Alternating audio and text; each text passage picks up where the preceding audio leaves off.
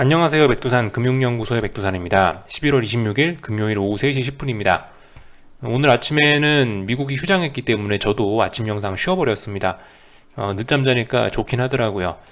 한국장 같은 경우는 갑자기 뜬금없이 오늘 강하게 개파락 출발해서 원웨이 하락이 쏟아지고 있는데요.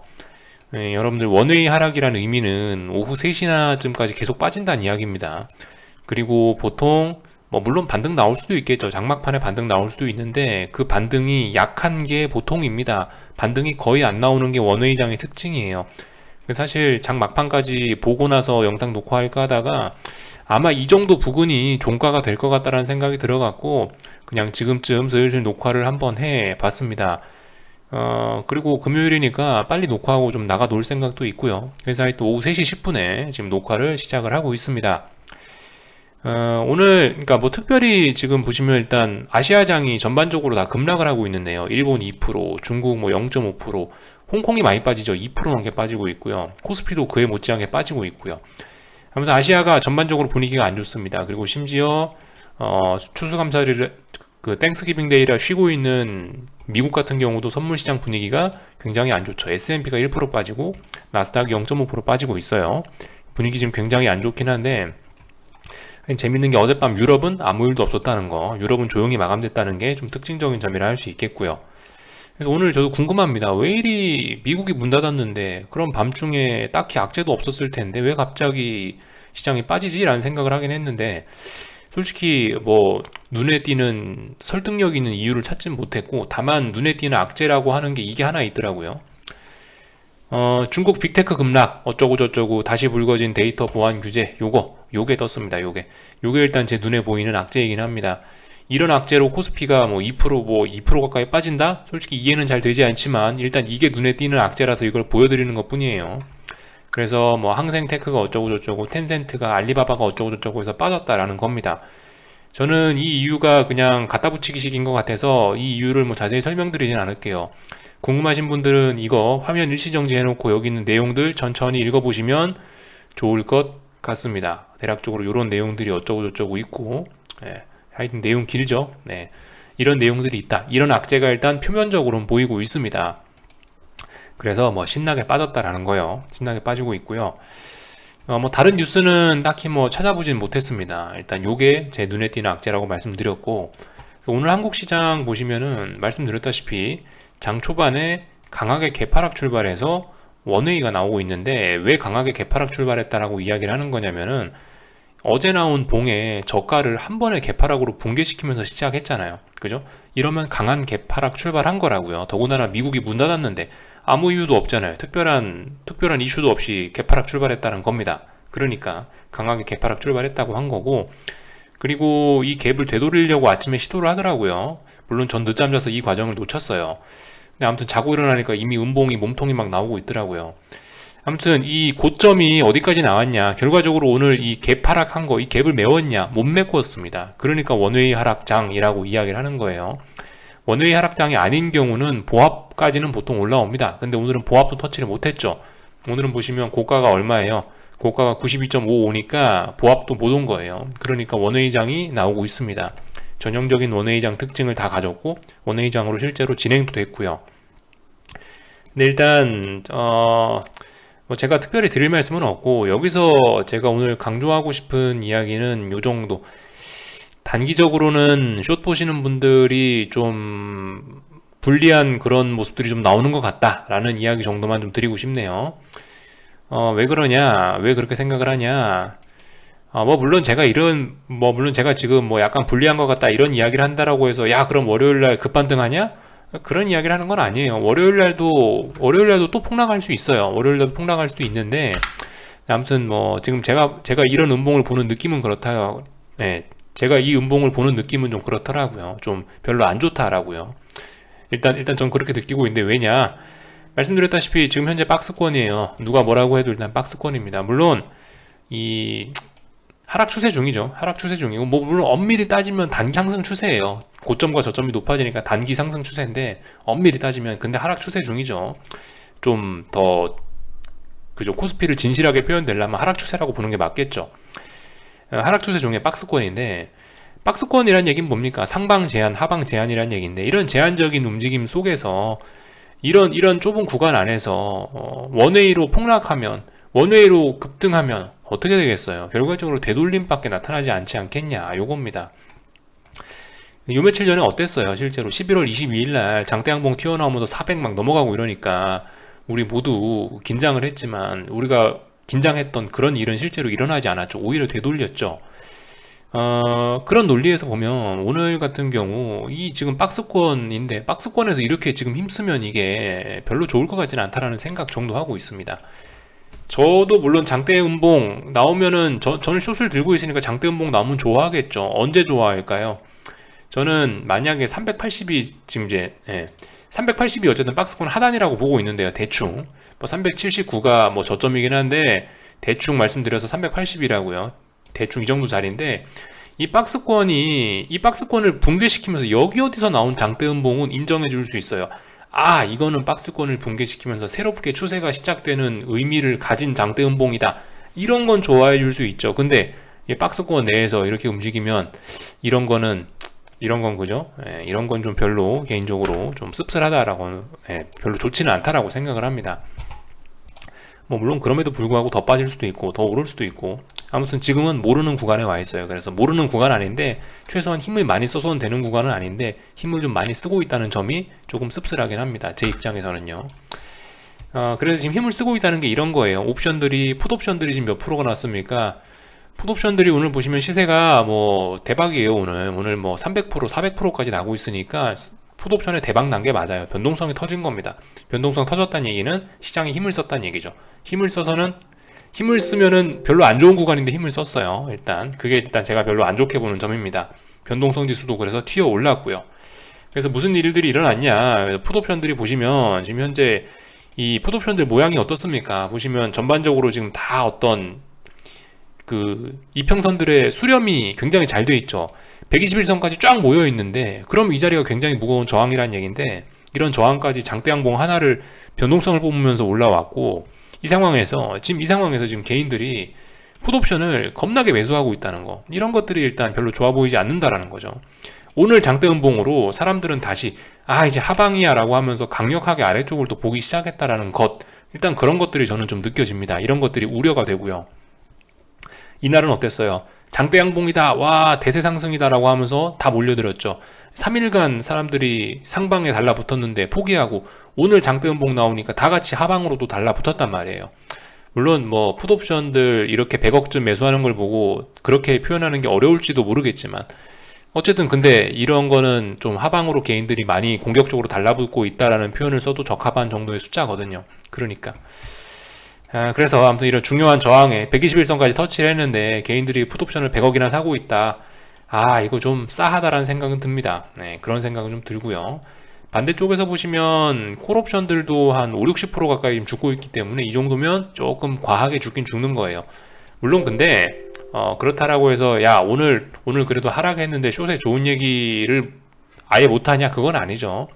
그래도 뭐 약간의 의미는 있긴 있어요. 그래도 최소한 저런 식으로 해놓으면서 이제 뭐 시장이 뭐 어쨌든 오늘 음봉으로 인해서 기세는 좀 많이 꺾였어요. 기세는 좀 꺾였고, 콜옵션들도 보시면 왕창 좀 붕괴가 됐죠. 그래서 콜옵션들이 혹시나 또 추세 전환을 시도하나 21선까지 모아놨고 61선 쪽으로 달라붙나 싶었는데 아니다라고 일단 아래쪽으로 일단은 이렇게 일단 봉을 하나 보여줬으니까, 그죠? 그런 의미가 있을 것 같고요. 아무튼 근데 단기적으로 숏 보시는 분들께 지금 별로 그렇게 우호적이진 않은 그런 모습들이 좀 나온 것 같고, 제가 오늘 좋게 보는 거는 그거예요. 그래도 오늘 좀 이제 중장기적으로 봤을 때 좋게 보는 건 이런 거, 환율이 잘 오르고 있네, 이런 거를 저는 오늘 개인적으로 좀 굉장히 좋게 보고 있습니다. 제 입장에서 좋게 본다고요. 숏 보시는 분들 입장에서. 제가 말씀드렸지만 요즘에 계속 우려하는 게 혹시나 원달러 환율이 여기서 이렇게 삼산 만들까봐 제 입장에서는 우려를 했더라고요. 저는 이런 걸 우려를 했는데, 보시면 오늘 1190원을 돌파한 착해서 이제 94원에 도달하고 있지 않습니까? 그죠? 더군다나 지난 3거래일 동안 여기 1190원 4거래일 동안 저항 만들어 놨는데 이제 돌파한 착 했으니까 일단 1200원까지는 가겠다는 신호죠. 그죠? 일단 1200원까지는 가겠다는 신호고, 어젯밤에 말씀드렸다시피 1200원을 가면 한 1220원 부근까지는 그래도 좀 어떻게 수월하게 올라갈 수 있단 말입니다. 그죠? 그렇다면 어떻게 되겠냐? 중장기적으로는 계속 외국인들이 한국에서 돈 빼나가는 흐름은 가속될 수 있다라는 점을 생각을 해볼 수 있을 것 같아요. 다만 단기적인 흐름은 재미없을 수 있을 것 같아요. 단기적인 흐름은 오늘 개인들이 풋옵션들을 너무 많이 샀고 장 막판이 가면 갈수록 개인들이 풋옵션을 너무 많이 사고 있고 이런 점들은 일단 제가 분명히 단기적으로 숏을 안 좋게 보는 점이긴 합니다. 실제로 제가 아까 오후 한 2시 50분쯤부터 녹화를 시작했는데 지금은 3시 20분이거든요. 아까 NG가 한번 났었다는 건데 결과적으로 그때 녹화할 때 풋옵션 80억이었어요. 근데 지금 제가 이야기한 2-30분 만에 20억이 더 들어온 거예요. 이거 엄청나게 빠르고 엄청나게 많은 숫자이긴 합니다. 이런 점들이 개인적으로 좀 단기적으로는 숏이 좀 불리해질 수 있겠다라는 이야기 정도 드려보겠습니다. 이 정도 이야기 드렸고요. 코스닥 시장 같은 경우는 그죠? 오늘 일단 그럴 수밖에 없는 자리예요. 지금 보시다시피 무거운 어떤 지지선 부근에 왔기 때문에 버벅버벅 할 수밖에 없는 자리예요. 또 그리고 오늘 그래도 무조건 시장이 안 좋으란 부분은 없는지 삼성전자가 급락하는 사이에 제약바이오 친구들이 좀 올라와가지고 그래도 제약바이오와 또 게임주 이런 것들이 좀 올라왔는지 코스닥 시장 같은 경우는 아래 꼬리를 좀 달긴 달았는데 아무튼 하여튼 재밌습니다. 세상 흐름이요. 삼성전자 죽이니까 셀트리온 그런 것도 조금 사가지고 코스닥 시장은 좀 덜 빠지게 만들어 놓고 아무튼 코스닥 숏 보시는 분들께 이런 흐름은 괜찮은 것 같아요. 무거운 지지선이 있으니까 이런 흐름들 나쁘지 않은 것 같습니다. 무거운 지지선은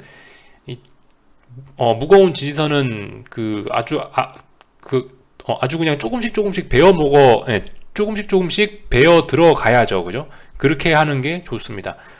강력한 지지선인데 강하게 한 번에 빵 무너뜨리려고 하면 대가가 따르기 마련이죠. 그러니까 무거운 지지선 같은 거는 얄금 눈에 보이지 않게 조금씩 갉아먹어 들어가는 게 좋은 전략일 수 있을 것 같습니다. 그런 의미에서 오늘 코스피는 그렇게 무거운 저항이라고 이야기할 수는 없을지 모르겠는데 아무튼 이런 자리를 너무 대놓고 힘을 많이 썼죠.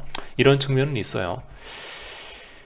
삼성전자 이야기만 하고 마칠게요. 삼성전자 같은 경우는 이렇습니다. 보시다시피 일단 이 양봉에서 시작한 거죠. 11월 19일 날 이 양봉에서부터 갭상승 출발하면서 이 시세가 시작됐는데 아직 이 라인까지 내려오지 않았습니다. 그래서 한 7만 1,000원 초반 정도까지는 내려올 수 있을 것 같아요. 왜냐하면 여기 갭상승 해갖고요. 매물대가 별로 없습니다. 매물대 별로 없기 때문에 일단 7만 1,000원 정도까지는 내려올 수 있다라고 생각을 하면 코스피는 솔직히 조금 더 빠질 수도 있지 않을까 싶어요. 이 높이가 좀 그렇습니다. 지금 보시다시피 삼성전자 여기 있고요. 선물이 여기 있죠. 삼성전자 높이하고 코스피 높이하고 같나요? 다르죠. 네. 지금 삼성전자로 치면 코스피는 지금 7만원 깨진 거라고요. 네. 근데 지금 아마 높이가 여기 와 있죠. 그러니까 지금 코스피하고 삼성전자하고 높이가 다릅니다. 삼성전자가 만약 더 빠지면 코스피는 좀 더 빠질 수도 있을 것 같긴 해요. 이런 점들. 근데 그래봐야 코스피는 박스권이다 라는 이야기 드렸습니다. 그래서 결과적으로 이번 주 내내 여러분들이 마음을 들었다 놨다 했는데 주봉 완성됐죠. 예, 주봉 완성됐는데 결과적으로 이번 주도 400을 넘지 못했고 결과적으로 이렇게 주봉에는 또 그림자가 살살 드리워지고 있는 모습입니다. 일단 금요일이니까 주봉 한 번씩 확인들 해 보시고요. 오늘 밤도 미국은 휴장이니까 그냥 편안하게들 주무시면 될 것 같고요. 오늘 여기서 이제 미국 주식시장 솔직히 미국 주식시장 휴장이니까 이런 거에다 대고 큰 의미를 부여하진 않겠는데요.